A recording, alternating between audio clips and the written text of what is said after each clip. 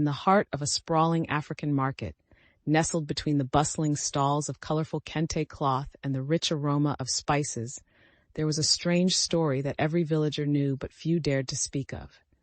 It was the tale of Amara, the ghost orange seller. The Oduka market was always alive with energy.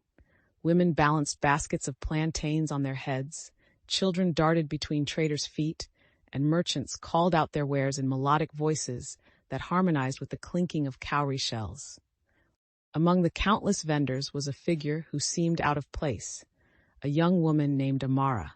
She stood by a small wooden stall, her oranges glistening as though kissed by the sun. Amara was strikingly beautiful, with dark skin that shimmered like polished ebony and eyes that seemed to glow faintly in the shadows of her stall. Her voice was soft, almost melodic, and she rarely spoke unless a customer approached. Her oranges, perfectly round and fragrant, were said to be the sweetest in the market. But there was something odd about her. Amara was always there. Rain or shine, she stood at her stall, never seeming to tire or leave for rest. She never ate, drank, or joined in the lively chatter of the other vendors. Stranger still, no one had ever seen her arrive at the market or leave it. It was as though she simply appeared when the first rays of dawn broke over the horizon and disappeared with the final glow of sunset. The villagers had their theories. Some said Amara was a wandering spirit, cursed to sell oranges for eternity. Others believed she was a witch, using her fruit to lure unsuspecting souls. Despite the rumors, her stall was always surrounded by eager buyers.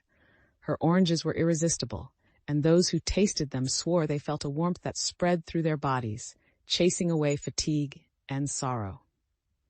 I saw her once at night long after the market was closed. She was walking among the stalls, her feet not touching the ground. The villagers gasped, but no one dared confront Amara. After all, she had never harmed anyone, and her presence seemed to bring a strange peace to the chaotic market. One day, a curious boy named Chidi decided to solve the mystery of Amara. Chidi was just 10, with a head full of questions and a spirit unafraid of ghost stories.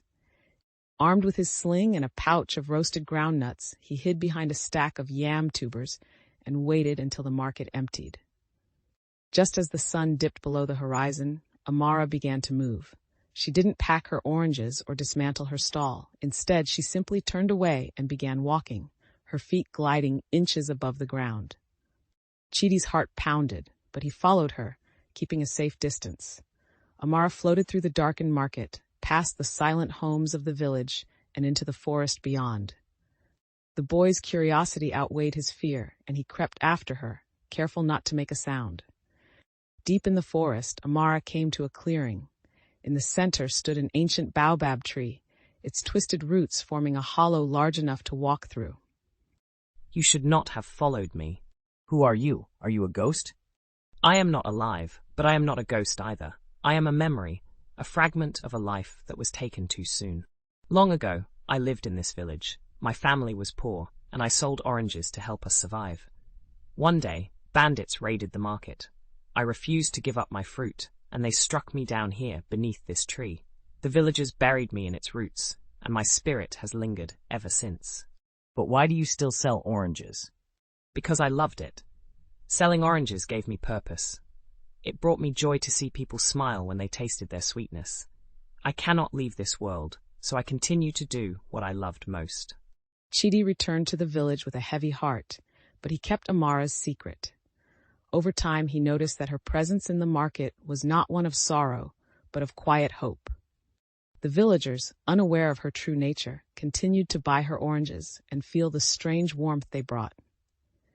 Years later, when Chidi grew older, he often visited Amara's stall, bringing her flowers or simply sitting nearby to talk. Though she never aged, her presence became a comforting constant in the ever-changing market. And so the legend of Amara, the ghost orange seller, lived on, a reminder that even in death, love and purpose can endure.